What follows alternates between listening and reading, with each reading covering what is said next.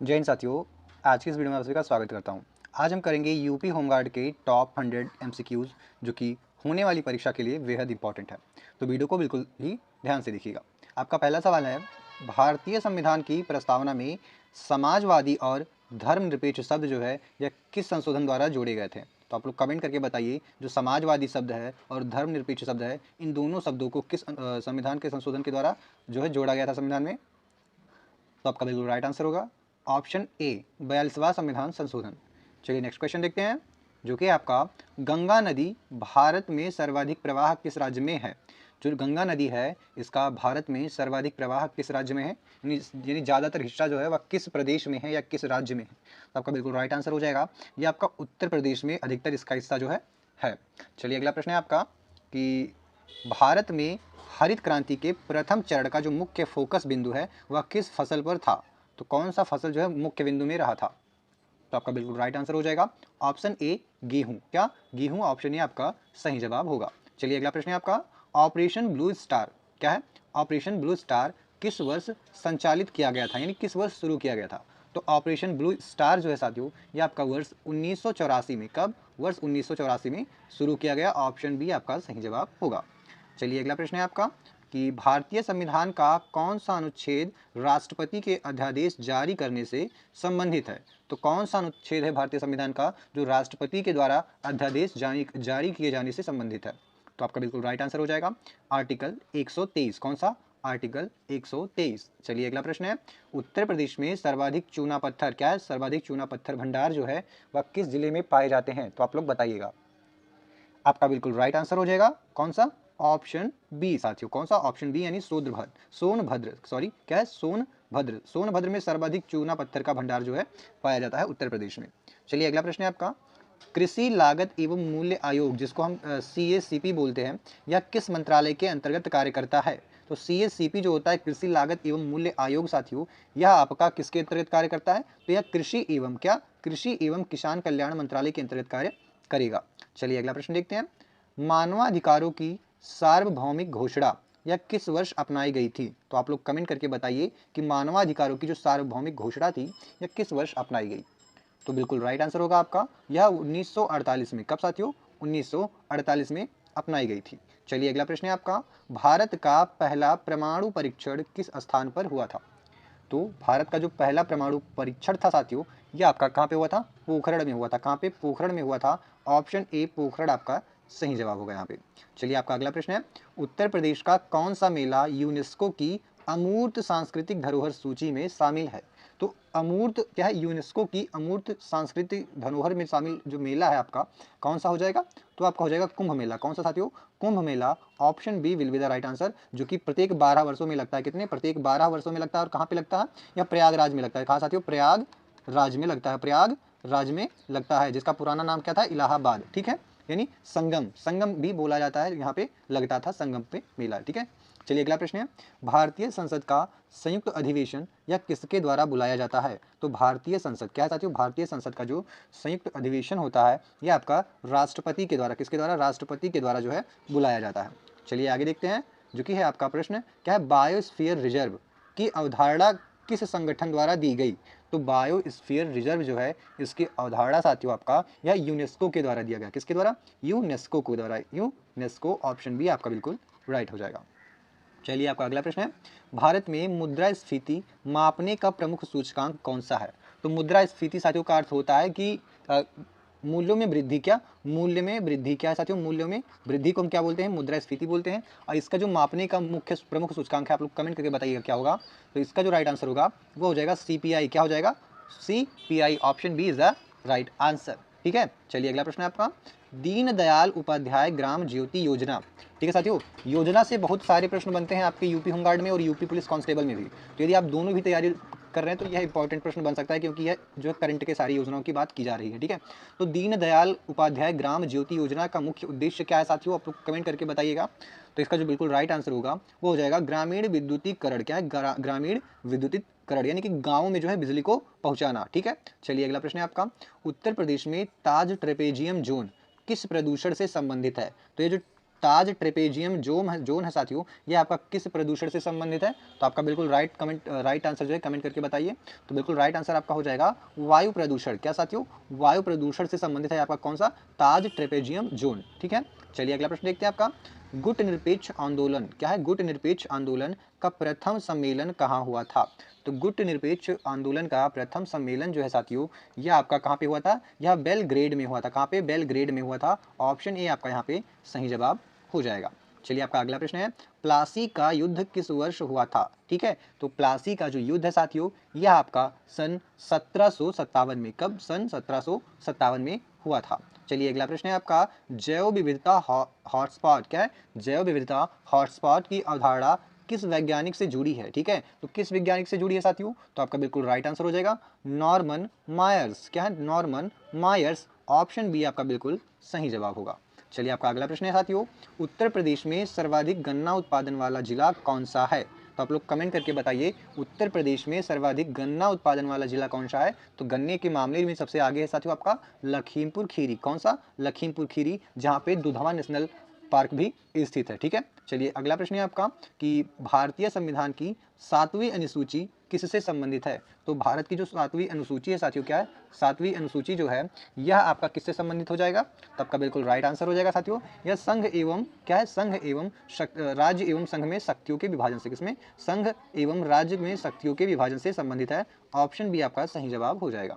चलिए आपका अगला प्रश्न है, पंचायती राज की, क्या है? पंचायती राज की 3 स्तरीय व्यवस्था किस समिति की सिफारिश पर आधारित है? तो आप कमेंट करके बताइएगा, पंचायती राज की जो 3 स्तरीय या त्रिस्तरीय व्यवस्था है साथियों, ये आपका किस समिति के सिफारिश पर आधारित है? तो आपका बिल्कुल राइट आंसर हो गया बलवंत राय मेहता समिति। कौन सी? बलवंत राय मेहता समिति। ऑप्शन ए आपका बिल्कुल ही सही जवाब हो जाएगा।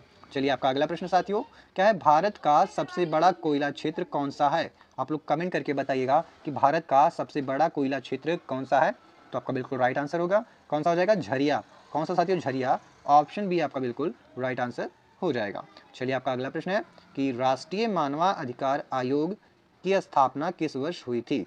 तो राष्ट्रीय मानवाधिकार आयोग की स्थापना आपका कब हुआ था? यह आपका हुआ था 1993 में। कब? 1993 में राष्ट्रीय मानवाधिकार की स्थापना हुई थी। चलिए आपका अगला प्रश्न है, उत्तर प्रदेश की, क्या है? उत्तर प्रदेश की कठपुतली जो लोक कला है वह किस क्षेत्र से संबंधित है? तो साथियों जो कठपुतली लोक कला है आपका, ये कहाँ से संबंधित है? आप लोग कमेंट करके बताइए। तो जो कठपुतली है साथियों, ये आपका ब्रज क्षेत्र से, कहाँ से? ब्रज क्षेत्र से संबंधित है। ऑप्शन बी आपका जो है बिल्कुल ही सही जवाब होगा। चलिए आपका अगला प्रश्न है, सार्क संगठन का मुख्यालय कहाँ स्थित है? तो सार्क संगठन का जो मुख्यालय साथियों, यह आपका काठमांडू में स्थित है। कहाँ पे? काठमांडू में, जो कि नेपाल में पड़ता है आपका। चलिए आपका अगला प्रश्न है कि मृदा अपरदन, क्या है? मृदा अपरदन का मुख्य कारण क्या है? आप लोग कमेंट करके बताइएगा। तो मृदा अपरदन का जो मुख्य कारण है साथियों, आप लोग कमेंट करके बताइए क्या होगा? तो बिल्कुल राइट आंसर हो जाएगा आपका वर्तमान में वनों की कटाई है। क्या है? वनों की कटाई। साथियों जितने भी वन है सबको उजाड़ दिया जा रहा है, इससे मृदा अपरदन बढ़ रहा है। ठीक है, तो ऑप्शन सी आपका यहाँ पे राइट आंसर होगा। चलिए अगला प्रश्न है, भारत में नीली क्रांति किससे संबंधित है? तो नीली क्रांति जो साथियों वह मत्स्य उत्पादन से संबंधित है। अगला प्रश्न देखते हैं कि अंतर्राष्ट्रीय महिला दिवस कब मनाया जाता है? तो अंतर्राष्ट्रीय महिला दिवस जो है साथियों, यह आपका प्रत्येक वर्ष कब मनाया जाता है?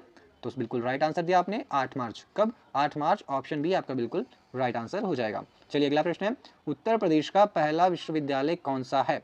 तो उत्तर प्रदेश का जो पहला विश्वविद्यालय है साथियों, वह आपका इलाहाबाद, कौन सा? इलाहाबाद विश्वविद्यालय है। ठीक है, चलिए अगला प्रश्न देखते हैं, जो कि है आपका जलवायु परिवर्तन पर पेरिस समझौता किस वर्ष हुआ था? तो जलवायु परिवर्तन पर जो पेरिस समझौता है साथियों, यह आपका वर्ष 2015 में, कब? वर्ष 2015 में हुआ था। तो ऑप्शन बी आपका राइट आंसर होगा। चलिए अगला प्रश्न है आपका कि भारतीय रिजर्व बैंक, क्या है? भारतीय रिजर्व बैंक की स्थापना किस अधिनियम के तहत हुई थी?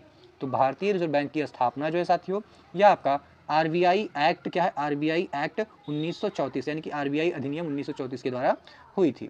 चलिए अगला प्रश्न है आपका कि उत्तर प्रदेश में राष्ट्रीय दुधवा, क्या है? उत्तर प्रदेश में दुधवा राष्ट्रीय उद्यान किस जिले में स्थित है? तो अभी मैंने आपको बताया था, यह आपका लखीमपुर खीरी है, जो बाघों के लिए प्रसिद्ध है। किसके लिए साथियों? बाघों के लिए प्रसिद्ध है। ठीक है, चलिए आगे देखते हैं।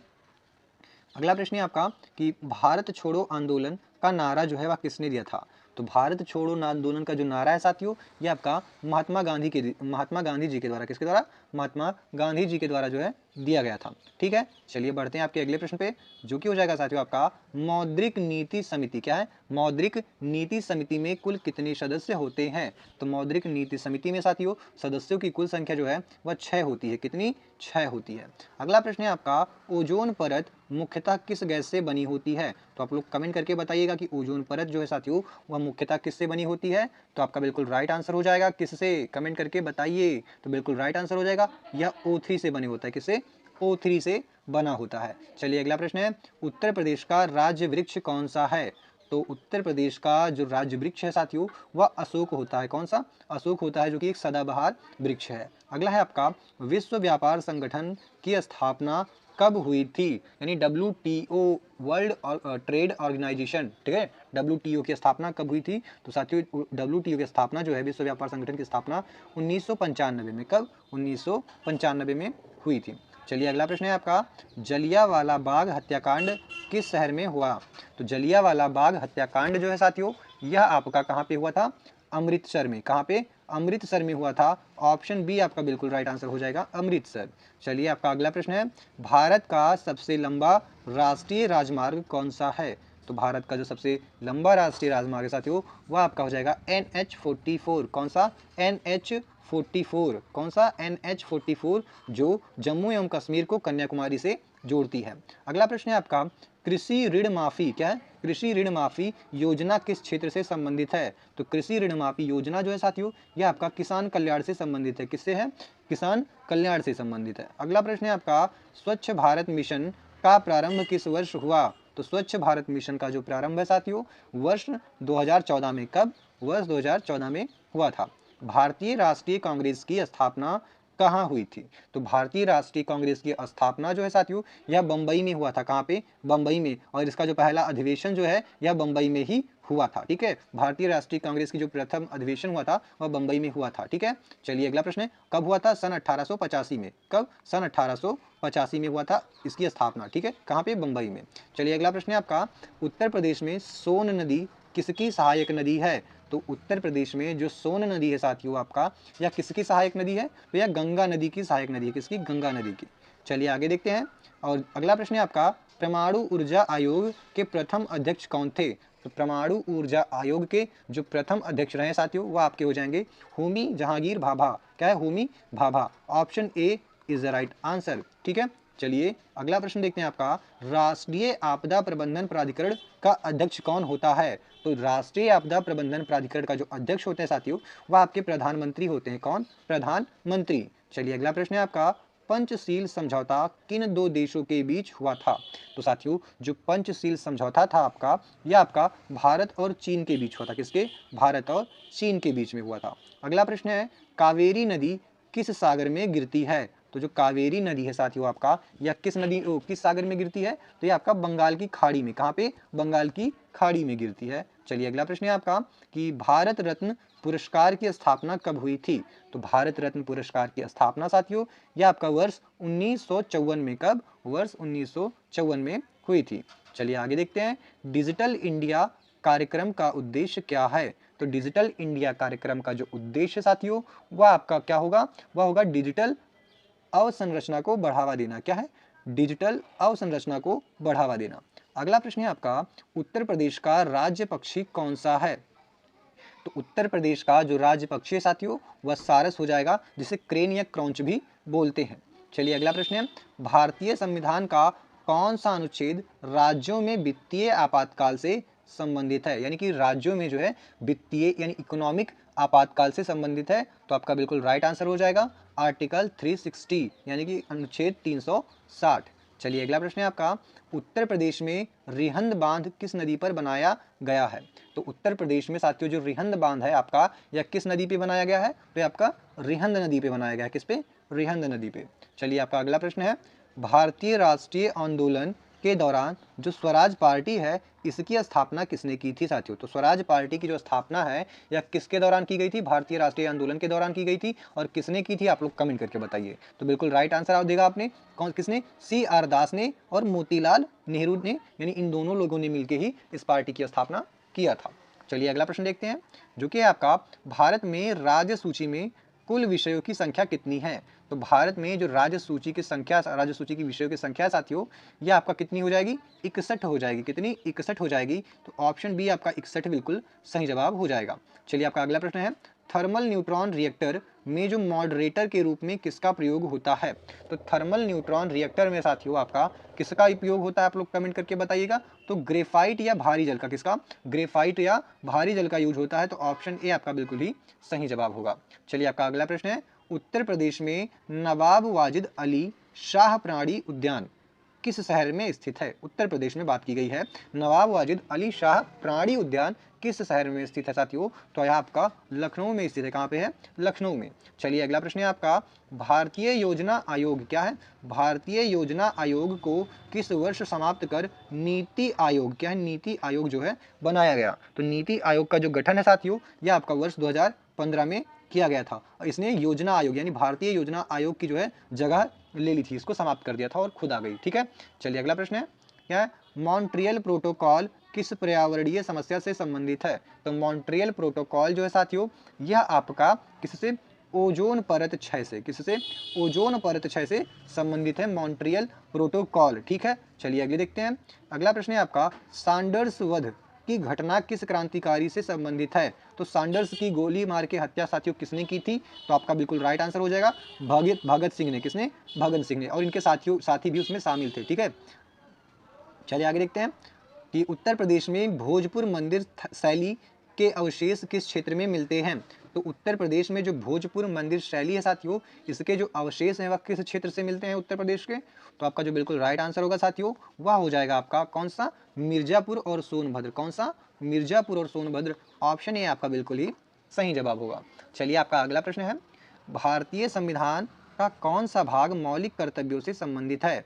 तो भारतीय संविधान का जो भाग 4A है साथियों, कौन सा भाग 4A है, वह मौलिक कर्तव्यों से संबंधित है। चलिए आपका अगला प्रश्न देखते हैं, और अगला प्रश्न है आपका, पृथ्वी का चुंबकीय क्षेत्र जो होता है वह मुख्यतः किस कारण उत्पन्न होता है? तो जो पृथ्वी का चुंबकीय क्षेत्र है साथियों, यह आपका कोर में द्रव्य धातुओं के प्रवाह के कारण से उत्पन्न होता है। तो ऑप्शन बी आपका बिल्कुल ही सही जवाब होगा। चलिए अगला प्रश्न है, उत्तर प्रदेश में सर्वाधिक वन क्षेत्र प्रतिशत जो है किस जिले में पाया जाता है? साथियों वन क्षेत्र प्रतिशत की बात की गई, ना कि वन क्षेत्र सबसे अधिक पाया जाता है। ठीक है, तो वन क्षेत्र प्रतिशत में जो है साथियों आपका कौन सा राइट आंसर हो जाएगा? आप लोग कमेंट करके बताइए। तो आपका बिल्कुल राइट आंसर हो जाएगा साथियों कौन सा? सोनभद्र। ठीक है, तो ऑप्शन ए सोनभद्र आपका बिल्कुल ही सही जवाब होगा। चलिए आपका अगला प्रश्न है साथियों, अंतर्राष्ट्रीय न्यायालय, क्या है? अंतर्राष्ट्रीय न्यायालय का मुख्यालय कहाँ है? तो अंतर्राष्ट्रीय न्यायालय का जो मुख्यालय है दोस्तों, यह आपका कहाँ पे हो जाएगा? कमेंट करके बताइएगा। तो यह आपका हेग में हो जाएगा। कहाँ पे? हेग में हो जाएगा। Option B Hague is the right answer. चलिए नेक्स्ट क्वेश्चन है आपका, द्वैध शासन प्रणाली, इनको हम डायरची भी बोलते हैं साथियों, तो डायरची की व्यवस्था भारत में किस अधिनियम द्वारा जो है लागू हुई? तो भारत में जो द्वैध शासन प्रणाली है साथियों, यह आपका 1919 के अधिनियम के द्वारा, किसके? वर्ष 1919 अधिनियम के द्वारा जो है लागू किया गया। तो ऑप्शन बी 1919 आपका सही जवाब हो जाएगा। चलिए आपका अगला प्रश्न है, भारतीय रिजर्व बैंक का मौद्रिक नीति का प्रमुख उद्देश्य क्या है? तो भारतीय रिजर्व बैंक का जो मौद्रिक नीति है साथियों, इसका जो मुख्य उद्देश्य है या मूल्य उद्देश्य है या प्रमुख उद्देश्य की बात करें तो आपका क्या हो जाएगा? तो यह हो जाएगा आपका, इसका जो मुख्य उद्देश्य है वह मूल्य में स्थिरता बढ़ाना है, रखना है, और विकास को बढ़ावा देना है, यानी कि मूल्य को स्थिर रखना है और विकास को बढ़ावा देना है। चलिए अगला प्रश्न है आपका, ट्रोपोस्फियर की औसत मोटाई जो है वह भूमध्य रेखा पर लगभग कितनी होती है? ठीक है, ट्रोपोस्फियर की बात की जा रही है। तो साथियों जो ट्रोपोस्फियर होता है, इसकी भूमध्य रेखा पे जो औसत जो मोटाई होती है, ठीक है, या चौड़ाई भी बोल सकते हैं, तो जो होती है यह 16 से 18 मीटर। कितनी? 16 से 18 मीटर हो सकती है। ऑप्शन सी आपका सही जवाब हो जाएगा। अगला प्रश्न है आपका, उत्तर प्रदेश की जो चिकनकारी है, ये कढ़ाई जो है साथियों, यह मुख्यतः किस क्षेत्र से संबंधित है या किस शहर से संबंधित है? तो जो चिकनकारी है या चिकनकारी है साथियों, यह आपका कहाँ से? लखनऊ से संबंधित है। कहाँ से है? लखनऊ से। ऑप्शन बी आपका राइट आंसर होगा। अगला प्रश्न है आपका, भारतीय संविधान में संविधान संशोधन की प्रक्रिया किस अनुच्छेद में वर्णित है? तो यह आपका अनुच्छेद 368 में। कहाँ? अनुच्छेद 368 में, और भाग 20 में। कहाँ? भाग 20 में और अनुच्छेद 368 में शामिल है संविधान संशोधन की प्रक्रिया। ठीक है, चलिए अगला प्रश्न है आपका, साइमन कमीशन भारत कब आया था? तो जो साइमन कमीशन था साथियों, यह आपका भारत में वर्ष 1928 में। कब? वर्ष 1928 में भारत आया था। चलिए अगला प्रश्न है आपका, राष्ट्रीय हित हरित अधिकरण यानी NGT, राष्ट्रीय हरित अधिकरण की स्थापना किस वर्ष हुई? तो राष्ट्रीय हरित अधिकरण की स्थापना जो है साथियों यह आपका 2010 में हुआ था। कब? 2010 में। चलिए अगला प्रश्न है आपका, उत्तर प्रदेश का राजकीय पुष्प कौन सा है? तो उत्तर प्रदेश का राजकीय पुष्प है पलास का फूल, जिसे हम टेसू का फूल भी बोलते हैं। क्या साथियों? टेसू का फूल भी बोलते हैं, या फायर ऑफ क्या बोलते हैं? फायर ऑफ फॉरेस्ट भी बोलते हैं, फॉरेस्ट, ठीक है, तो इसे हम फायर ऑफ फॉरेस्ट भी बोलते हैं। चलिए अगला प्रश्न देखते हैं आपका कि ग्लोबल वार्मिंग में सर्वाधिक योगदान देने वाली गैस कौन सी है? तो ग्लोबल वार्मिंग में साथियों सर्वाधिक योगदान देने वाली जो गैस है वो CO2 यानी कार्बन डाइऑक्साइड है। कौन सी? कार्बन डाइऑक्साइड हो जाएगी आपकी। अगला प्रश्न है आपका, भारत नेपाल शांति एवं मैत्री संधि किस वर्ष हुई थी? तो साथियों भारत नेपाल शांति एवं मैत्री संधि है आपका, यह आपका वर्ष 1950 में। कब? वर्ष 1950 में हुआ था। चलिए अगला प्रश्न है आपका, लॉर्ड कर्जन, क्या है? लॉर्ड कर्जन द्वारा बंगाल विभाजन किस वर्ष किया गया? तो लॉर्ड कर्जन द्वारा जो है साथियों बंगाल विभाजन आपका वर्ष 1905 में। कब? वर्ष 1905 में किया गया था। तो ऑप्शन बी आपका सही जवाब होगा। चलिए अगला प्रश्न है, सूचना का अधिकार अधिनियम जो है यह किस वर्ष लागू हुआ? ठीक है, तो सूचना का अधिकार अधिनियम साथियों आपका यह आपका वर्ष 2000 कब हुआ था? वर्ष 2005 में हुआ था। कब हुआ था? वर्ष 2005 में सूचना का अधिकार अधिनियम। अगला है आपका, उत्तर प्रदेश में कठुआ झील किस जिले में स्थित है? तो उत्तर प्रदेश में जो कठुआ झील है साथियों यह आपका कहाँ पे? सिद्धार्थ नगर में स्थित है। कहाँ पे है? सिद्धार्थ नगर में। चलिए अगला प्रश्न है आपका, विश्व स्वास्थ्य संगठन, क्या है? विश्व स्वास्थ्य संगठन की स्थापना कब हुई? तो आप लोग कमेंट करके बताइए। विश्व स्वास्थ्य संगठन की स्थापना जो है साथियों यह आपका वर्ष 1948 में। कब? वर्ष 1948 में हुई थी। अगला है आपका, भारतीय राष्ट्रीय कांग्रेस के प्रथम मुस्लिम अध्यक्ष कौन थे? तो भारतीय राष्ट्रीय कांग्रेस के जो प्रथम मुस्लिम अध्यक्ष थे साथियों यह आपके कौन हो जाएंगे? बदरुद्दीन तैयब जी। कौन? बदरुद्दीन तैयब जी हो जाएंगे। भारतीय राष्ट्रीय कांग्रेस के प्रथम मुस्लिम अध्यक्ष बदरुद्दीन तैयब जी हो जाएंगे। ठीक है, चलिए अगला प्रश्न है आपका, पृथ्वी की आंतरिक संरचना में सबसे बाहरी परत कौन सी है? तो सबसे बाहरी जो परत होती है साथियों उसे हम क्या बोलते हैं? आप लोग कमेंट करके बताइएगा। तो उसे हम क्या बोलते हैं? क्रस्ट बोलते हैं साथियों। क्या बोलते हैं? क्रस्ट बोलते हैं। तो ऑप्शन सी क्रस्ट आपका बिल्कुल राइट आंसर हो जाएगा। प्रधानमंत्री किसान सम्मान निधि योजना का प्रारंभ हुई। तो प्रधानमंत्री किसान सम्मान निधि योजना का प्रारंभ जो है साथियों यह आपका वर्ष कब हुआ था? तो आपका बिल्कुल राइट आंसर हो जाएगा, वर्ष 2019 में हुआ था। तो ऑप्शन सी आपका बिल्कुल ही सही जवाब होगा। चलिए आपका अगला प्रश्न है, उत्तर प्रदेश में नौचंदी मेला किस शहर में लगता है? तो उत्तर प्रदेश में साथियों जो नौचंदी मेला है आपका यह मेरठ में लगता है। कहाँ पे? मेरठ में लगता है। चलिए आपका अगला प्रश्न है, भारतीय संविधान का कौन सा अनुच्छेद समानता के अधिकार से संबंधित है? तो भारतीय संविधान का जो अनुच्छेद 14 है साथियों, कौन सा? अनुच्छेद 14 यानी आर्टिकल 14 जो है यह आपका समानता के अधिकार से, किससे? समानता के अधिकार से संबंधित है। चलिए आपका अगला प्रश्न है, कृषि में फसल चक्र अपनाने का मुख्य उद्देश्य क्या है?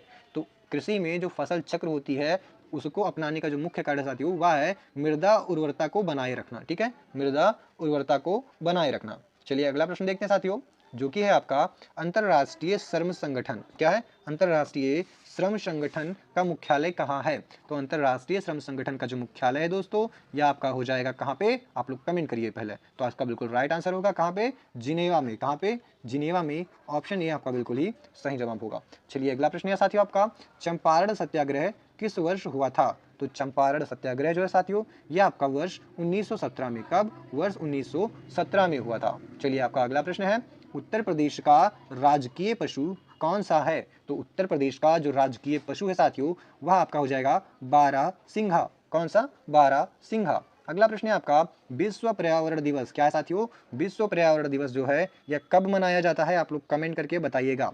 तो विश्व पर्यावरण दिवस जो है साथियों यह आपका प्रत्येक वर्ष 5 जून को मनाया जाता है साथियों।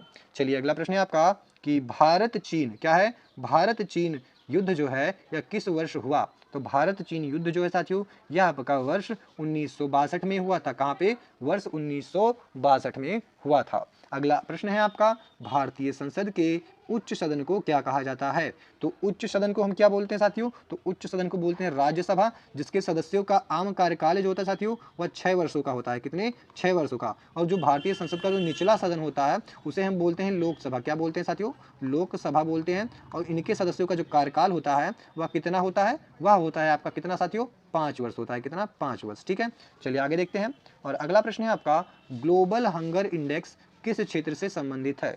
तो ग्लोबल हंगर इंडेक्स जो है साथियों, यह आपका भूख और कुपोषण से संबंधित है। किससे?